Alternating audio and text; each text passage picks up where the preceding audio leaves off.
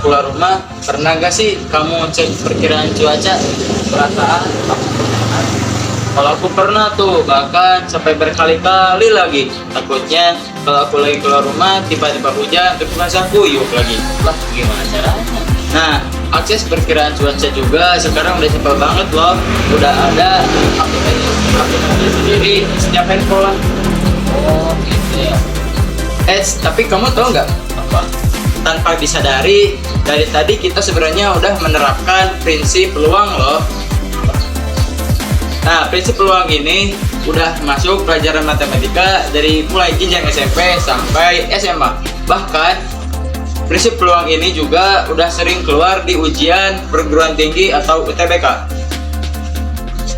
Kebayang dong, gimana pentingnya prinsip peluang ini untuk dipelajari? Oh, begitu penting banget ya. Iya. Peluang ini untuk kita pelajari. Ya udah, yuk. Langsung aja kita kepoin. Apa sih peluang itu? Peluang itu adalah kemungkinan terjadinya suatu kejadian. Misalnya, di kelas 11 TKJ 1 ada 30 orang siswa. Nah, di antara 30 orang siswa itu terdapat 10 panitia pentas seni. Di antara 10 panitia itu, kamu terpilih menjadi salah satunya. Nah, dari kejadian kamu terpilih jadi panitia itu bisa disebut peluang juga loh. Terus tadi kan di awal sudah menjelaskan tentang perkiraan cuaca adalah salah satu contoh prinsip penerapan peluang. Tapi bukan hanya itu aja loh contohnya. Di kehidupan sehari-hari itu masih banyak banget contohnya. Yang pertama adalah untuk modal asuransi, yang kedua untuk modal kamu belajar, dan seterusnya. Dari peluang ini juga ada 4 teori yang penting banget harus kamu ketahui.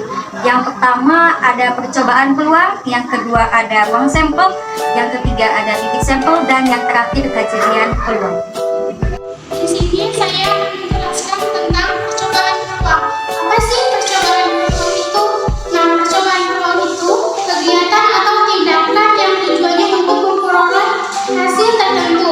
Kita melakukan percobaan pelemparan satu uang koin. Kemungkinan yang muncul kan bisa angka dan bisa juga gambar. Jadi ruang sampel adalah sisi angka dan sisi gambar. Saya akan menjelaskan tentang titik sampel peluang. Setiap anggota dari sampel atau ruang sampel itu dinamakan titik sampel. Atau gampangnya kamu bisa lihat dari anggota himpunan. Kalau dari percobaan di atas, jadi titik sampelnya ada dua, yaitu sisi angka dan sisi gambar. Untuk soal biasanya ditulis sebagai MS. Nah, M sebagai anggota, S-nya sampel, berarti MS adalah anggota sampel sama dengan 2. Nah, untuk kondisi yang lebih lanjut, kamu bisa menentukan titik sampel dengan berbagai cara. Ada yang memakai diagram pohon, ada yang memakai tabel, dan aturan pencacahan. Untuk kejadian peluang yaitu bagian dari ruang sampel. Jadi biasanya dituliskan dengan huruf kapital seperti A, B, dan lain-lain. Di dalam kejadian peluang ini ada 2 jenis, yaitu kejadian tunggal dan kejadian majemuk. Sedangkan kejadian majemuk memiliki 2 atau lebih kejadian secara bersamaan, dan kejadian tunggal hanya terdiri dari 1 kejadian. Untuk lebih lanjutnya, kita ke latihan soal yuk. Di sini ada contoh soalnya. Sebuah dadu bersisi 6 dilempar 1 kali.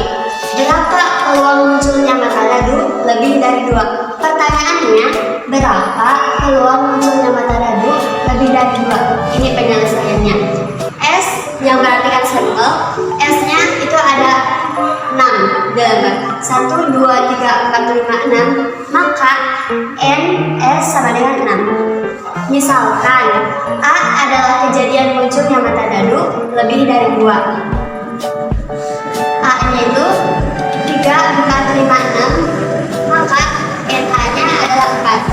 Setelah kita mengetahui hasil dari NS sama dengan 6 dan NA-nya sama dengan 4, maka kita lanjut ke rumus peluang. PA sama dengan NA per NS.